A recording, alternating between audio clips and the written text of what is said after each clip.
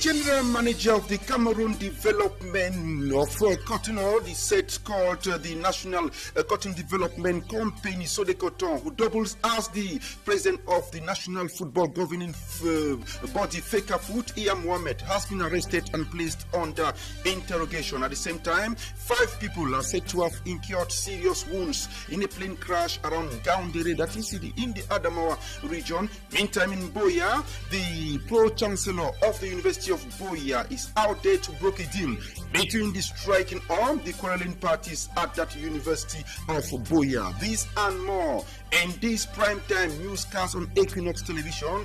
Good evening.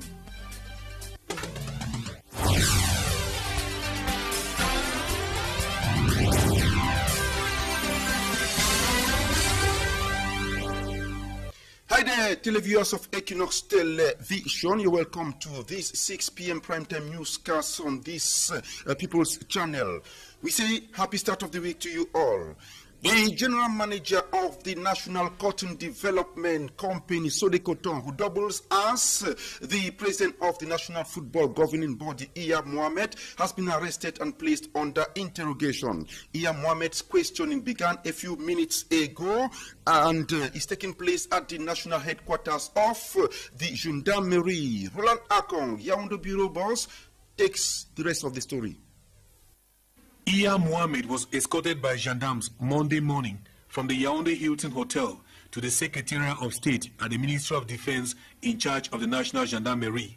The Lieu also has a detention center. Iya, who doubles as the president of the Cameroon Football Federation, FECAFOOT, and the GM of the Cotton Development Company, Sodecoton, had not been interrogated or charged at the time of this report. Nonetheless, security sources say Iya's arrest is in connection with the management of the National Cotton Development Company. The Supreme Audit Office charged Iya recently with 20 counts of managerial lapses, leading to the loss of 9 billion francs CFA to the company. A recent managerial committee meeting of the company in Yaoundé proved the contrary. The Sodecoton board said Iya made a profit of 5 billion to the company and retained him as general manager. Iya's arrest comes after the 2-0 defeat Sunday of the Indomitable Lions of Cameroon by the Hawks of Togo. It also comes on the heels of elections at the Cameroon Football Federation, FECAFOOT, where Iya, the incumbent, is candidate to retain the post of president. If it comes out true that his arrest concerns the management of Sodecoton, Iya is then the first personality among many others to be arrested following a report by the Supreme Audit Office. Personne n'a interdit de sortir. More than 50 shops have been reduced to ashes by ravaging flames that visited part of the Congo market here in Douala. The fire said to have ignited from a short circuit, equally attacked neighboring houses. Details in this report. Total panic caught traders of the Congo market Sunday as they became helpless in front of ravaging flames that came visiting part of that commercial environment. They have once again been victims of fire incident after the other side where jewelries and handset dealers were rendered orphans. It is now the turn of mattress, rock carpet, paint, liquor, just to name these few, to be rendered helpless by fire. The flames are said to have ignited from a short circuit following sudden return of electricity after power failure in a store directly under an electric pole. Firefighters did all they could to battle with the flames despite their intensities. Some soldiers of fire sustained injuries, even going unconscious after taking in polluted smoke. The traders could be spotted going up and down, battling to save what could still be. Even a nearby church and a 3-story building were attacked. And barely hours after, only a naked face of the market could be seen after everything had been consumed to ashes. Billions of francs, one could be tempted to say. Some suspects, 5 of them, were arrested with stolen properties and taken to the 3rd Police District for questioning. So sad, as people are always tempted to ask the question, why is it that almost all the market in Douala always get ablaze only on Sundays? 5 people are said to have sustained serious injuries in a plane crash around Gaoundéré, the headquarters of the Adamawa region of Cameroon. It is equally said that the plane said to belong to a Cotton Chart company crashed while negotiating to land. The corpse of a 45-year-old man has been retrieved from a well in Ebolova in the south region of this country. The victim, identified as Roger Ngela, reportedly went to fetch water in a drunken state. He is said to have been dragged into the well by the weight of the bucket he was holding. Investigations are ongoing by local law enforcement officials. The passage at the Nyala Road is under construction, with inhabitants saying though it causes traffic, they have no choice. Construction officials have revealed that the road will be ready in 10 days. The construction controller spoke to Equinox Television. We shall certainly come back to that and to say that the construction controller spoke to Equinox Television in the following interview. So we have been told by the government delegate of Douala Town that we should use the maximum time to get the road finished. So we have 200 meters from the railway, 100 each both sides. So we are struggling, we work day and night in order to get it finished. We have taken measures for security for that. So we have the police that are intervening on both sides so that they can help us, so that The Pro-Chancellor of the University of Buea is in the Southwest Regional Capital, sent by Higher Education Minister to try and broker a deal between SINES, UPSU and the University of Buea management. This follows a 10-day strike announcement by SINES members beginning this Monday, June 10th, 2013. Buea correspondent Derek Jato read through the statement made by SINES Buea chapter scribe and filed in the following report. The University of Buea chapter of the National Union of Teachers of Higher Education, SNES, has called a 10-day strike action on the University of Buea campus beginning June 10. In a press briefing, the Secretary General of SNES Buea chapter, Dr. Fontem Niba, explains why. On Tuesday, you already know that on Tuesday we were invited to, 10 members of SNES University of Buea were invited to the Special Police Department in charge of control of services, what we call the police, and the lecturers were invited there because to be interrogated because the Vice Chancellor had complained, and we saw the letter of complaint signed and stamped by the Vice Chancellor. She had complained that the lecturers were involved in seditious agitation, and that they were encouraging students to destroy property on campus and, carry out terrorist acts and traffic weapons.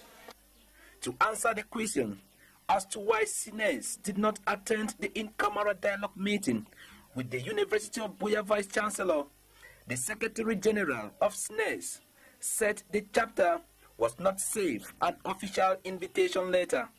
The school administration say even there is going to be a strike, but the administration has not been copied, adding that some members of the central administration have also been served an invitation letter by the Special Police Department, and calling the first 10 lecturers was the police investigation strategy, not a plot to demonize SNES, as its members claim.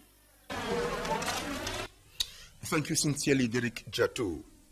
Cameroon is observing International Day for the Archives for the first time. Yaoundé Bureau correspondent Roland Akon went to the National Archives and now paints a picture of what the state of records look like.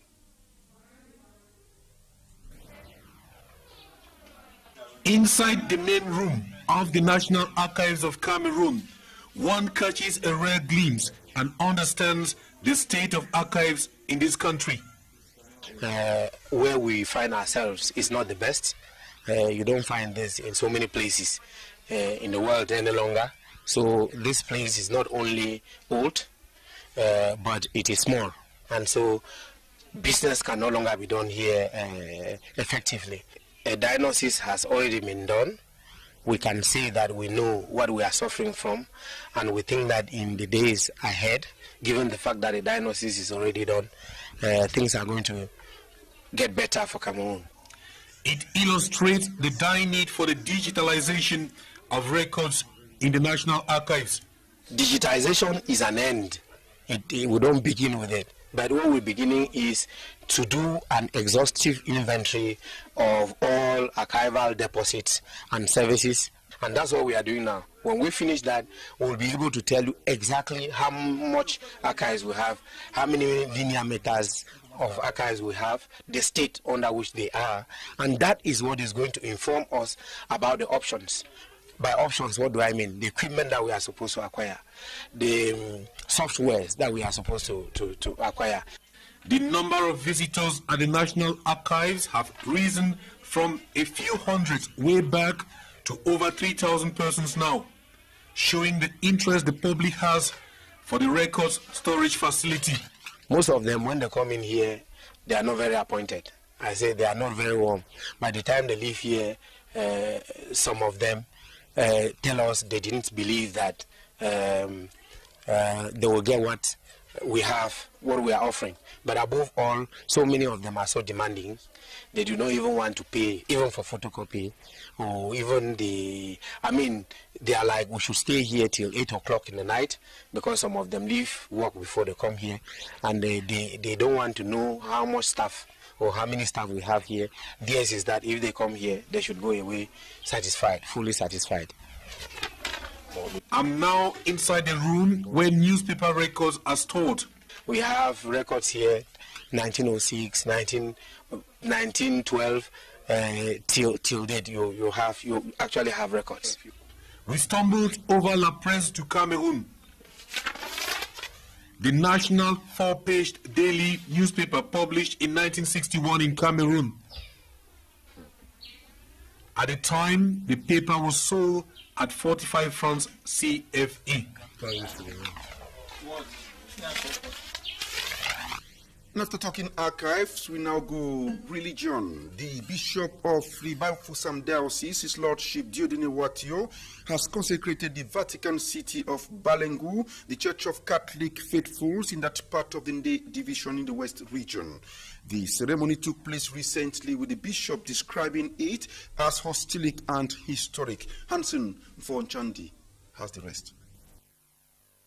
Catholic Christians of the Balengu village in the West region have experienced a new dawn in their Christian lives following the consecration of their worship house by the Bishop of Bafoussam, Dieudonné Watio. The presence of the Archbishop of Petwa, His Lordship Joseph Atanga, former Bishop of Bafoussam, was a significant blessing to the Balengu Catholic Christians. The ritual of the dedication was symbolic, solemn, and cheerful.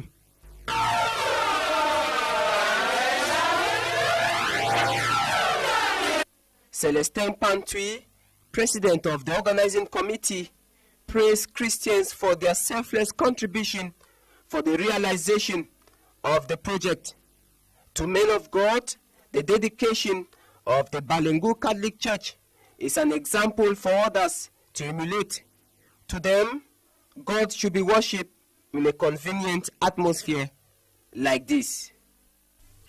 And now we talk sports. Cameroon's indomitable Lions yesterday lost to their Togolese counterparts by 0-2 in the day 4 of the ongoing World Cup qualifiers towards Brazil 2014. The Lions now rank second in Group I. Hansen for Chandi once again now takes a look at their qualification chances towards the set Brazil organized World Cup. Let's follow this report.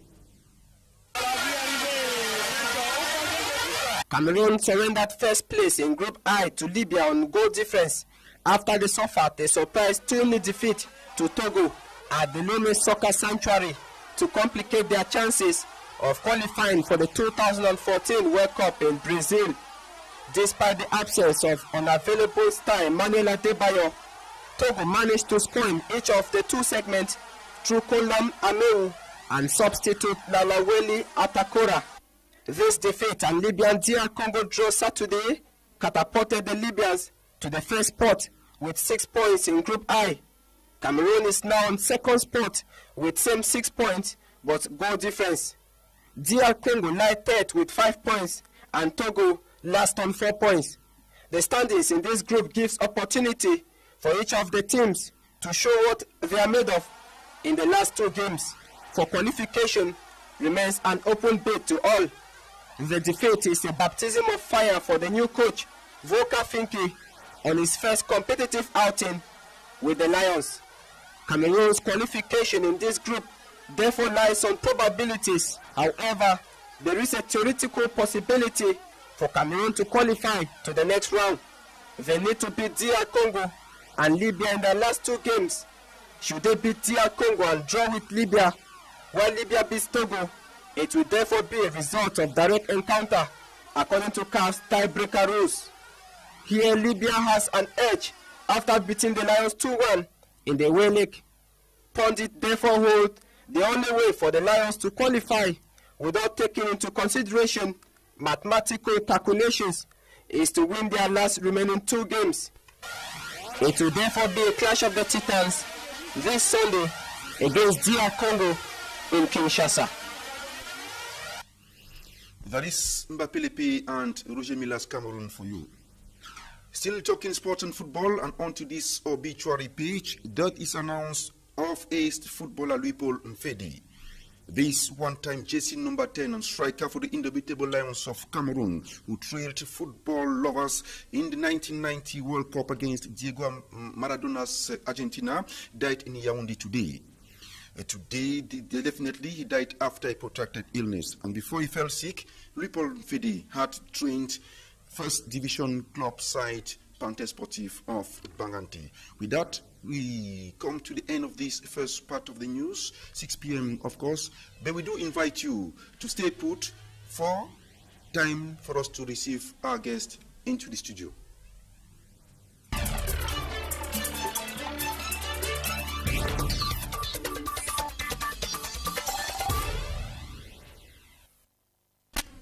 Good day, could I say good evening, and then may I say it is a sorrowful announcement that we just got in the studio. You are Jean-Marcel Itiga for the National Syndicate for Cameroonian Footballers. Can I say welcome?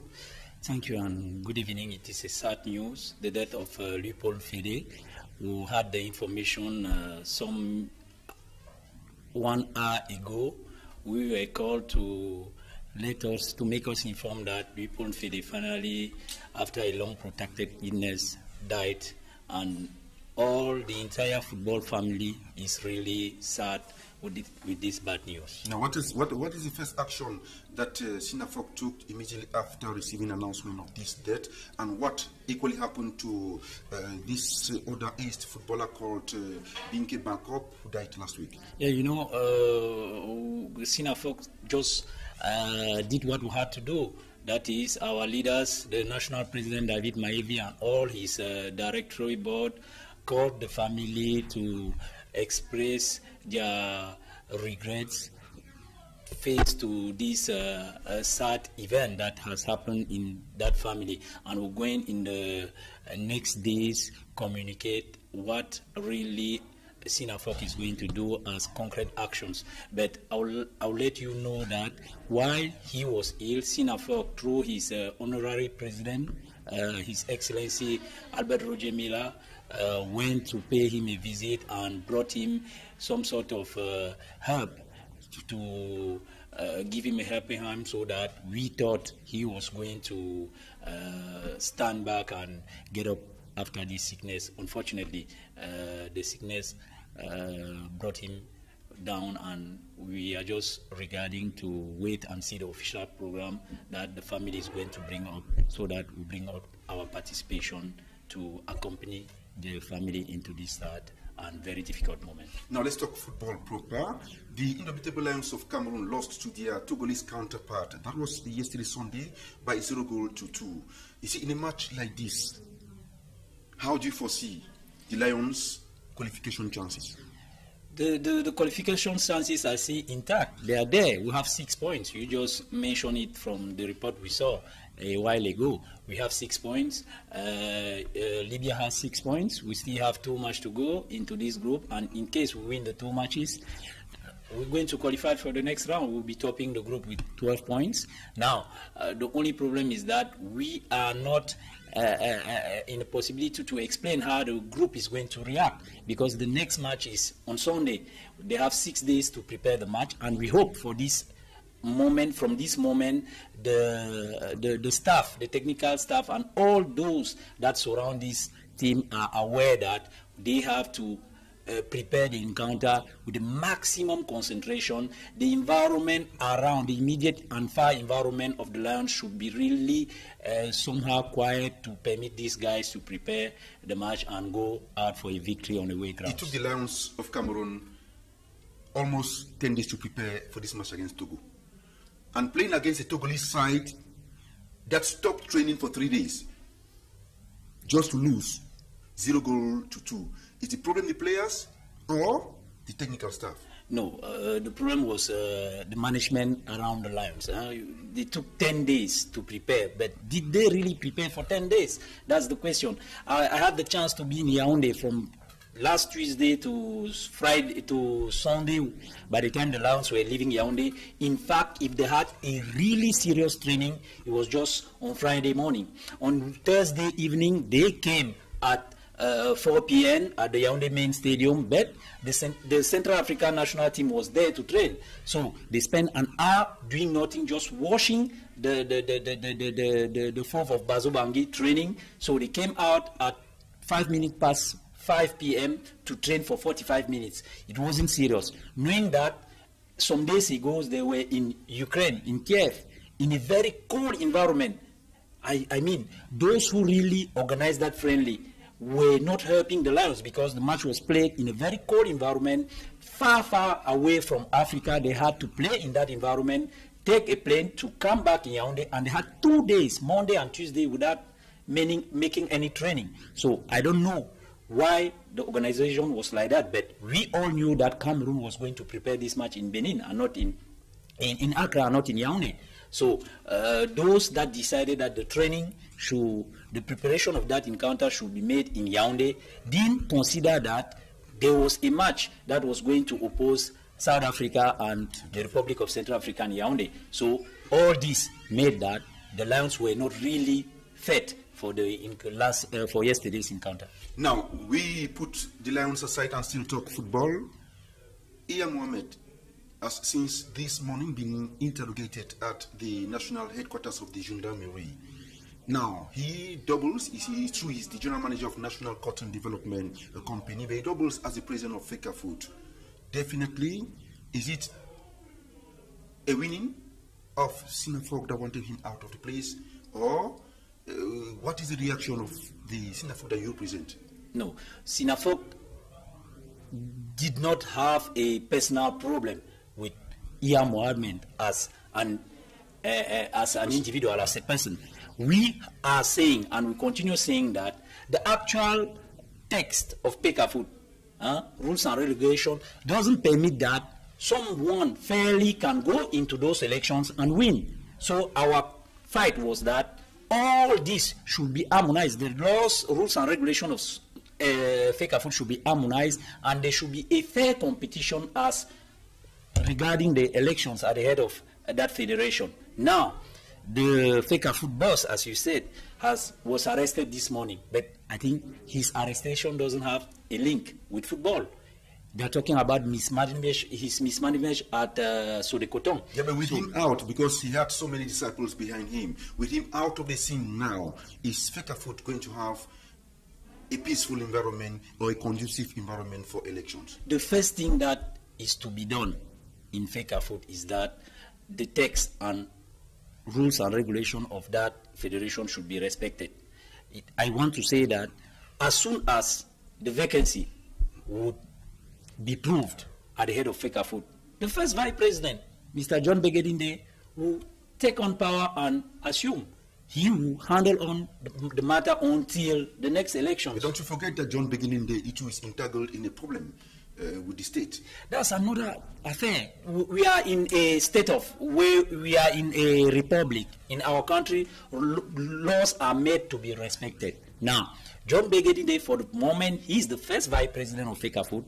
The text of Fecafoot says that in case there is vacancy or the actual president is incapable of handling on Fecafoot's matters, then the first vice president comes on power to handle off the matters. I would like to go on saying that in 15 years backward, Iya Mohammed exactly came to top Fecafoot in the same manner. Vincent Unana was caught, sent to jail after the 1998 World Cup. Then Iya Mohammed, as first vice president, came on power. Are you trying to guess? I will just end with that question. It might be, I don't know, and we all know the question. The same causes might be producing the same effects. You want to say, do you mean to say that now that Iya Mohammed is going through the same situation, beginning day might come up, and when his own court case comes up, definitely he might go the same way? No. No. This is what I want to say. I just simply want to say that the laws are there. In case there's vacancy, then the first vice president will take on power. So, for the moment, who is the first vice president? John Begedinde. We're just waiting that they have a body, an organ. They call it Comité de Surveillance, with a lot of vice presidents that are going to settle down because they have the power to realize that there's vacancy at the head of Fecafoot. And finally, are you sure Cameroon is going to respect the deadline proposed by FIFA and then pushed forward to the 19th of June to allow the Indomitable Lions play their two encounters, first against Togo that they lost, and then the second against the Democratic Republic of Congo? The deadline of the 19th set aside for the General Assembly, Elective Assembly, or into the Fecafoot. Are we going to organize it, or how is it going to look like now that Iya Mohammed is out of the scene? Please, Toby, there is no official deadline. People sat back in Fecafoot, in Chinga, to write a letter that they made the letter signed by the Secretary General of FIFA. There's no official deadline. We all know it. You know it. I know it. All serious journalists know it. People are trying to manipulate Cameroonians. We all know that FIFA just said, we want you guys to organize the General Assembly, but let you guys inform of all what you've taken as measures so that this should be done in strict respect of rules and regulations of your country. Jean-Marcel Tiga, may I say thank you and enjoy a wonderful evening watching Equinox Television as soon as you go back home. Thanks, and same to you. And ladies and gentlemen, we call say thanks so sincerely for being part of us. Thanks for your faithfulness still yet to be declared wanting on Equinox Television. We, all the entire newsroom and the technical crew under the leadership of Matilda Kemazu, join me to say thanks and keep on keeping on Equinox Television. Until we meet again next time, it is so long. Bye-bye.